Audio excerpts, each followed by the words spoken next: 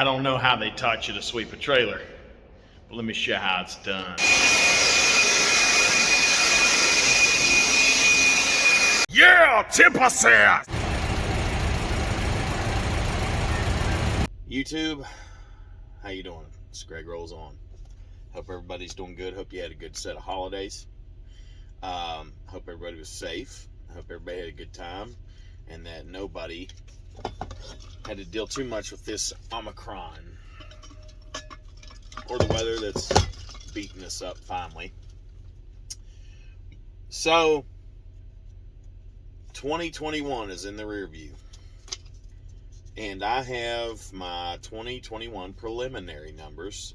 I've still got to deal with the accountant, but without getting too personal with the corporate structure and finance / tax situation, my truck for my company generated $256,316.33 in revenue, all revenue considered, to this truck this year.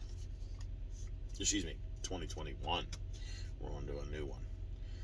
Of that, after my expenses, now mind you, I purchased my truck cash.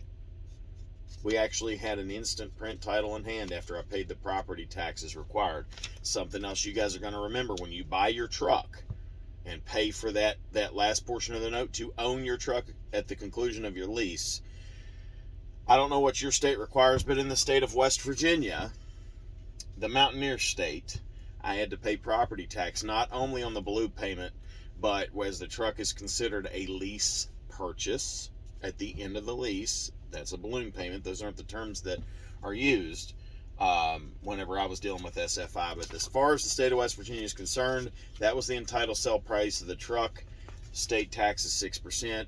Basically, it was $3,900 and some that I had to drop to get an instant print title. But it is titled in the company name now, and it is a done deal. Now we're on to getting my, I'm getting a fuel card, and I'm getting another company credit card, and then we're doing the IRP thing. That's the next thing before I do my next phase. So getting into that $256,316.33 after all those expenses and buying my truck, and buying the truck, with all of my payroll and my distributions where I'm an S Corp, so just all the money you would bring home if you're a 1099 guy. Of course, taxes are going to change. That is a gross income, just my income, not to mention my wife also worked up until November, of $119,850 of gross income from me if I were on a 1099. So I bought a semi truck and still brought home $119,850. Now, to be fair, 3.5 months or so of the truck purchase was in 2020, and I purchased the truck in November, so that would be 11 months in this year, and from September the 4th, October, November, December the 4th, so 4 months last year. So in 11 months of lease payments of roughly $650 a week, so I don't remember what that breaks down to, $39,000 this year, something like that. I didn't write all these numbers down because that's irrelevant. The point I'm getting at is I made daggone near $120,000 this year and purchased my truck. God's been good to me, guys. I have gone way further than I thought I would, period. And that's because of a daggone good work ethic, never say die, never fail attitude, and God's good grace.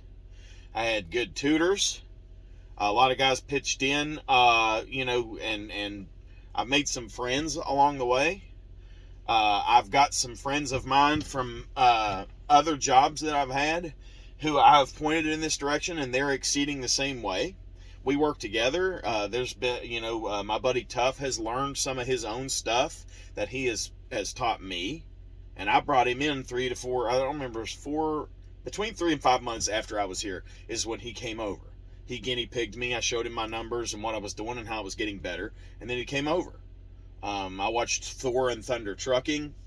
The biggest inspiration, or I wouldn't say inspiration, it would be the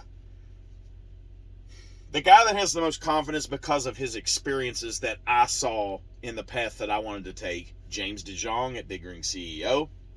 Now, again, on his own authority after leasing onto someone else, getting his equipment. Just watch his channel for his story. Big Rig CEO. Thor and Thunder Trucking, the guy's still putting out his own numbers, and, he continues doing things his way. And to be fair, rolling with TB, I know he does a lot more travels and stuff. It's not just trucking, but he's still trucking. Had a roller coaster of a ride here with SFI and Schneider, and has still ended up being a success story and done well for himself. That was a good story to me. There have been several other guys. The Truckers Learning channel has commented a couple times on a few of my videos to kind of early on getting stuck in Connecticut and telling me how to deal with that to get out of those areas.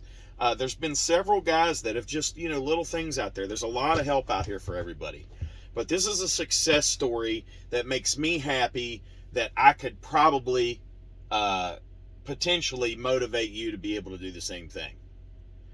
So my ultimate goal is to have a company where drivers operate my equipment. I do know these things. Drivers get paid like junk.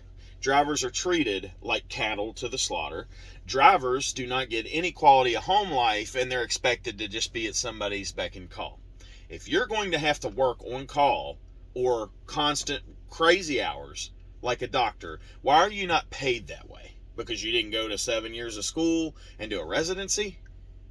You live in the truck. You essentially give your life away. I'm not saying doctors aren't important. I'm not in no way comparing the two. It really is apples and oranges. But here's my thing. I see the money that this truck generates here. I also understand that not everybody's going to drive like me. I have done, oh Lord have mercy, how many miles have I done this year? Guys, you're going to have to bear with me here. I'm racking my brain. Let's put it to you this way.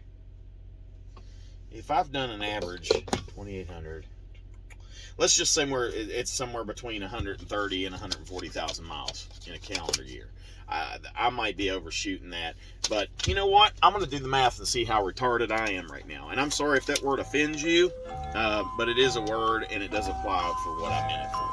So that's 2,800 times 52, which that's about what my average was.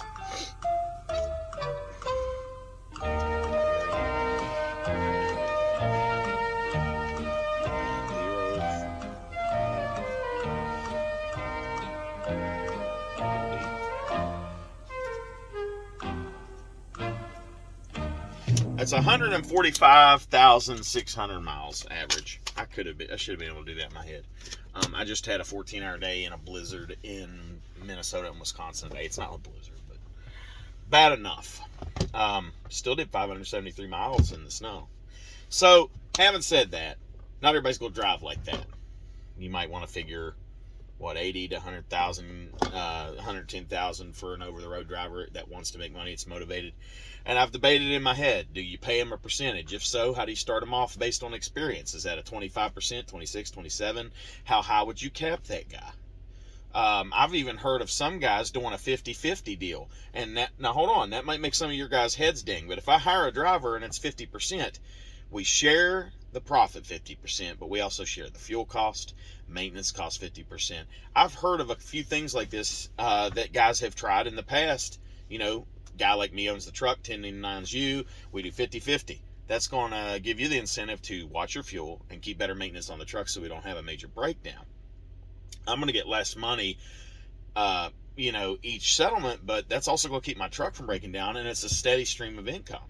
So, I don't know. I would have to look at those numbers. I don't have my own authority or anything yet. Like I said, James and some of these other guys, they're already way down that road. Makes sense. Several of these guys make sense trucking. They don't need no free advertisement from me. But the point I'm getting at is you can drown in information on YouTube with lease purchases, SFI, Schneider, getting your own authority, owner-operator, smart trucking, with Canadian Dave guy.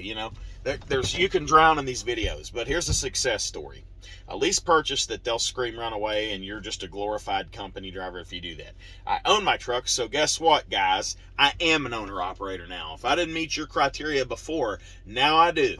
And if it's title in hand with my company name on it doesn't mean it for you, then you need to go back to school and you're the artard. Okay? Having said that, if you're on the same page as me and we both own our trucks, and I don't have a truck note anymore. So am I above you? If you have a truck note? No. And there's the reason why. We're all brothers and sisters out here. We have to get along. And by and large, we do. And I want to motivate you to have better for you and your family. If you don't want to do this, then if I get to where I want to be, you can come drive for me, and I'll take care of you. I want to pay drivers what I think they're worth because I know what I was worth and how I was always shortchanged. I lost my drive to do good at those jobs because they didn't pay, or you're unappreciated, or you felt like your talents weren't being utilized, if that makes sense to some people. I had a hole in my life for a long time. I created my business with my wife's backing and my kids' support, understanding that I was going to be in this box here for a lot of time. And that wasn't just to their detriment, as the family dynamic. You do go a little bit crazy in here. I don't care how much you like seeing, the road, and that there is a romantic part of that lifestyle, I guess. But the point I'm getting at is, in my last long haul, I said I wanted to do that, in that last video I posted, I wanted to go to mailbox money, right? That's what I want to do. That's the ultimate goal. If I want to hop in a truck and I want to go to Montana or wherever, whether it pays or not, I would like to be able to hop in a truck that I've had in my driveway that is geared up for me to go drive when I want. However, if Jim, Bob, and Joe Dan are over here driving two of my other trucks, and this guy needs a week off, I can cover for him. This guy wants another week off, I can cover for him. And guess what? Both of these guys are starting off out of the box $65,000 a year, or better if they run more. However, I figure out how I'm going to pay them what's fair. I don't need to make a killing on a truck. I don't know all these numbers I'm going to learn. I want to make more and more money so I can expand as a fleet, as a company with its own authority, conducting business to the point where these guys are making money. They care about it almost as much as I do. Okay? And we get along, and they have a good living, and they can look forward to retiring and not driving anymore. Someplace that, if God forbid, I wouldn't tell my kids to drive a truck. I'm not saying it's been bad either. I would like to look at my kids and say, don't do this. But trucking's been good to me overall. There's a lot worse things that could have happened, Here we are. So when it comes to you, do you want to own a business? Or do you want to punch a time clock? Do you want to fill out logbooks and get paid off of a hub? Or do you want to get paid off of your ELD based on your line 4 and line 3 added together? Do you want to have to play those kind of games? Are you okay going home like that? There's nothing wrong if that's the case. I was out on the road. I'm gonna estimate right now between 280 and 290 days in 2021. Not every one of those was overnight, but those were calendar days that were gone. Okay? I had multiple vacations. When I did go home, it was typically 3 or more days at a time. There were a few times, there was one time I stayed out for 5 straight weeks, and there were several times that I was out for 3.5 weeks. And then when I went home for an extended period. There's sacrifice in everything. That's the downside. But when I went home, there were times that I couldn't turn the business off. I'm still learning, I've been doing this since September of 2020, and still, hard to turn that off. And then once I start turning it off, that's when things become stagnant and I get comfortable. I stop looking at going forward and getting the tags and whatever. But if you can't tell, I always talk with my hands anyway, but I'm pumped up to share this number with you, these numbers with you, and that I'm going to go to the next step. Schneider has been good to me. It's been very simple. I didn't get rich, but boy, oh boy, did I not knock it out of the park with my earnings. And I own my truck. If I want to, I can take a knife and start cutting this seat apart. And guess what? I'm going to have to replace it, but nobody's going to try to tell me I owe them 11 grand or whatever penalties or kick me out of the truck. Nobody's going to do that. My wife might, because she's also part of the company. So those are the kind of games we're talking about. But my wife gets a paycheck here too, just like I do. So set yourself up with something smart. Talk to your accountant if that's best for you. It gets tricky. I would leave that to that person, that accountant, somebody that you pay to hold your hand through this stuff like I do. Gray Griffith and Mays, Charleston, West Virginia, does a great job. I interface with him personally. A gentleman named Bill Miller. I don't know if he wants me to advertise for him or not, but you can look him up. Gray Griffith and Mays, Charleston, West Virginia. That's who I use. I don't know if they do that kind of stuff on the road, but you can give them a call and see. Ask for Bill Miller. That's the gentleman that I talk to most of the time. So anyway, other than that, call Nathan Green at SFI. He's the guy who didn't blow smoke up my rear end about anything as far as the money. He undershot what you can make. If I remember right, and Nate might yell at me and slap my hand if I say something wrong here, he told me he's not going to tell me the highest I could make when I asked him, because he said not everybody's going to go that way.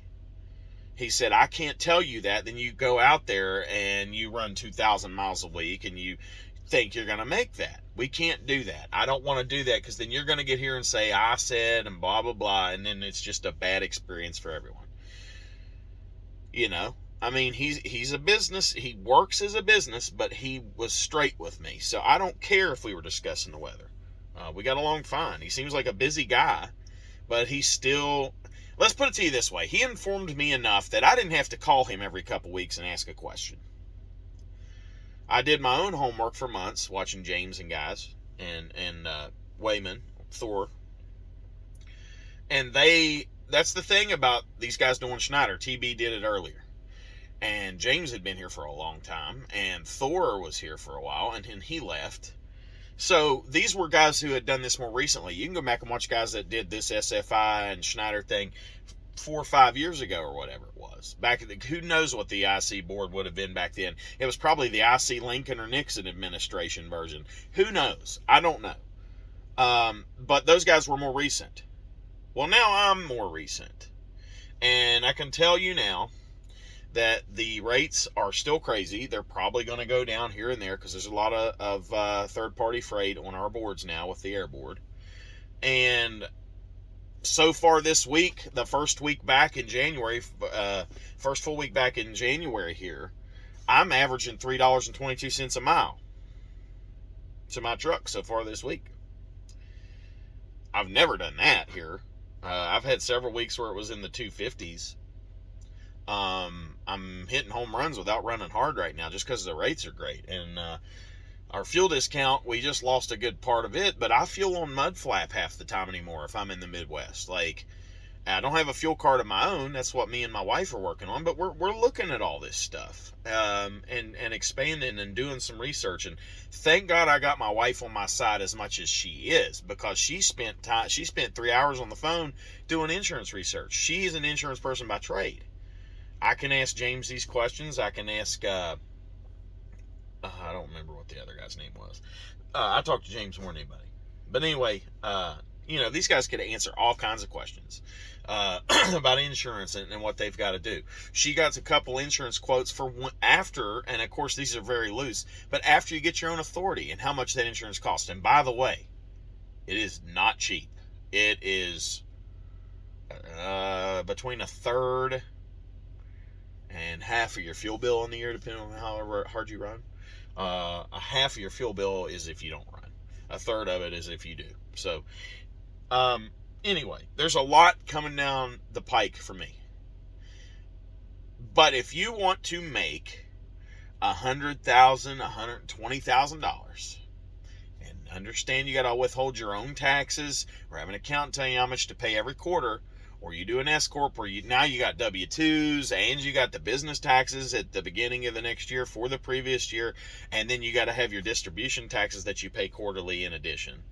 You want to get into all that, you hire an accountant, but that's $120,000 this year. And bought my truck and paid the expenses that was the rest of it. $256,000 minus $120,000. What is that?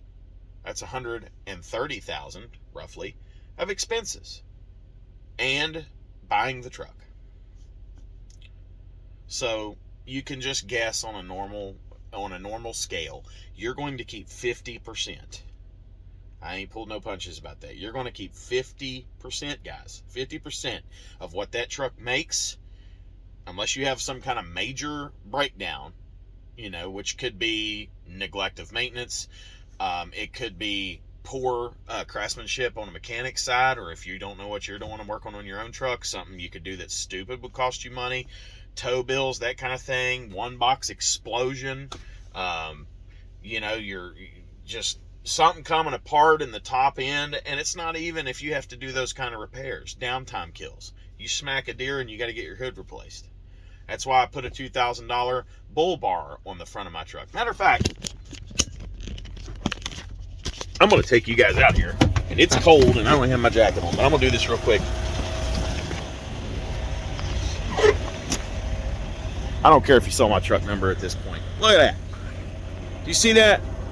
A lot of guys talk about that. A lot of guys say they're going to do it. I was that guy for about 4 months. Then I smacked a deer. And I continued on the dedicated account that I bid on and was lucky enough to get my bid taken. Okay, now look, I got glare on that because I'm greasy. So I finished the account I was on for a further 2.5 weeks with the whole front left corner of the bumper missing and that fender pretty much shattered and my left front headlight being held in by duct tape. The only thing that still exists as far as damage is I lost my old HUD sticker. Who cares? I got the new one at home and I still ain't put it on there for the new year. But anyway, after that downtime, which I planned on taking off for the Thanksgiving holiday anyway, I put it in the shop up there at Trudell Industrial Finishing in De Pere, Wisconsin. That's where Schneider sends all their trucks, and SFI sends their trucks in the Green Bay area for body damage, wrecks, whatever. They did an excellent job. Again, that's Trudell Finishing, Industrial Finishings in De Pere, Wisconsin. I really can't. I mean, their craftsmanship was great, but everybody's backed up this time of year. Deer strikes were crazy in Wisconsin this year, and apparently they always are. But let's put it to you this way. It was horrible. I saw them about every 10 miles for about 2 weeks straight. There was just deer, it just looked like hamburger on the side of the road, and it was lots of pieces of cars, and my truck was part of that crowd. I wasn't the only one. I saw a UPS driver hit one, and it took his whole freaking bumper off. I saw that happen. I've missed a lot of there's been a lot of things happen close to me lately. Like that guy dumping his load off of that flatbed coming right up on the interstate. There's a car coming up behind me on the left. Okay, well, I can't get over there. So this guy's, it's his job to merge. I can be courteous if I have room, but it's his job to merge. It's also his job to tie down his load. Fail. Or he just didn't have the equipment to do it, in which case it's still his responsibility. It's the driver's responsibility to make sure the load's secured. Load spills out on the on-ramp, comes into my lane. Saw cinder blocks come that close to hitting the trailer tires in my mirror. I didn't swerve. I was able to do just enough, to get away, and not hit my truck or Schneider's trailer. I was very fortunate. I was paying attention, something that it seems to be very difficult for guys to do nowadays. YouTubing and Facebooking while driving, or, eating a cheeseburger and driving with their feet, or praying, or whatever it is while they're driving, besides driving. And I was paying attention. I'm not better than anybody else. I mean, everybody has their moments, or just, you're driving, you even got a good night's sleep. If you wear a CPAP, you wear a CPAP. It says you slept great, whatever. You'll be driving, you're in your 7th hour that day working. You already had your 30, and you just, nothing's on the road, it's boring, and you just, you hit that buzz bar, and there's your wake-up call. So, be careful if you're a company driver or LTL driver, gets home today, whatever. Be careful, stay alive first, or you can't go anywhere else and do anything else, or expand, or try this, or whatever it is. But if you want some entertainment, food for thought, and a motivation to get out here and do something. There's other guys out here that are new to this. Some of them put out a lot of videos, and tell you where they've been and what they're dealing with on a weekly basis. I haven't been putting out as many videos. This one's already 26 minutes long with the intro and stuff that I threw on here. But Stretch X is the most recent guy that I've been watching, and I just like watching somebody else's story. He's not necessarily younger than me by age. He very well may be, but he's not been here as long as I have. But he's posting a lot of videos, and I just kind of follow, hey, this is where he's at. I might run into him on the road one day. I might not. I don't know. I haven't run into James yet. I haven't run into Thor that I know of. Of course, I don't go hunt for these guys, but if one of them waved me down, I'd absolutely buy him dinner. Thanks for your help, man. Let's talk about other stuff. You like fishing? You like motorcycles? Do you like Golden Corral? Because I do, depending on which one it is. Actually, I don't. It kind of sucks. It's gross. I've never seen pieces of pizza in a chocolate fountain except for there. So, point being, I watch those guys' stories. I don't know if their numbers at Schneider line up. I'm sure they're destroying me in funds now. But one more time, I, Greg Milam, and Greg rolls on,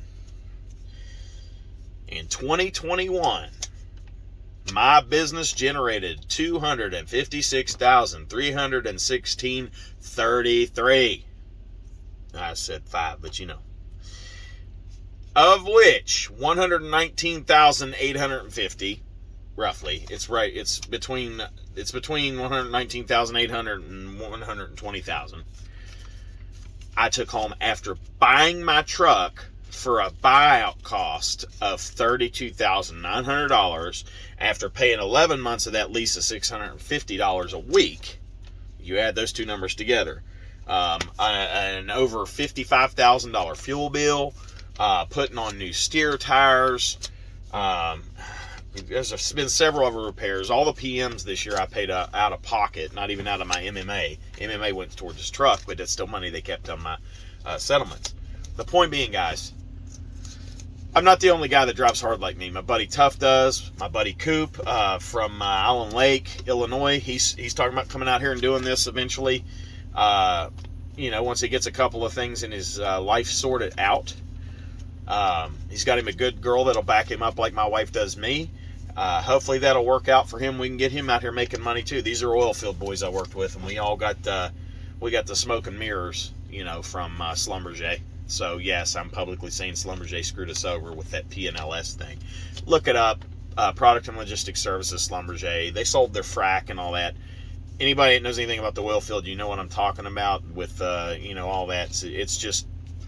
Anyway, we developed a bond out of our shared misery while we were there, and I still talk to these guys every day. I talk to them more than guys I used to work with at UPS Freight years ago that I worked with for 6 years.